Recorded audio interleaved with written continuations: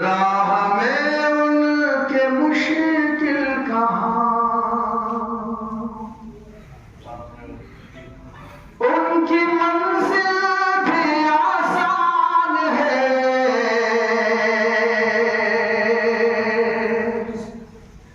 راہ میں ان کے مشکل کہاں، راہ میں ان کے مشکل کہاں، ان کی منزل بھی آسان ہے، راہ میں ان کے مشکل کہاں، ان کی منزل بھی آسان ہے، خود آواز دے گی انہیں، خود آواز دے گی انہیں، جن کے سینے میں قرآن ہے، خود آواز دے گی انہیں، جن کے سینے میں قرآن ہے، راہ میں ان کے مشکل کہاں۔ اور ایک شعر پڑھتا ہوں آپ لوگ، پہلے پلکوں کو خم کیجیے اور آنکھوں کو نم کیجیے، پہلے پلکوں کو خم کیجیے، پہلے پلکوں کو خم کیجیے اور آنکھوں کو نم کیجیے، پہلے پلکوں کو خم کیجیے اور آنکھوں کو نم کیجیے، عشق و مستی میں پھر ڈوب کر عشق و مستی میں پھر ذکر شاہ عالم کیجیے، عشق و مستی میں پھر ڈوب کر ذکر شاہ عالم کیجیے، پہلے پلکوں کو خم کیجیے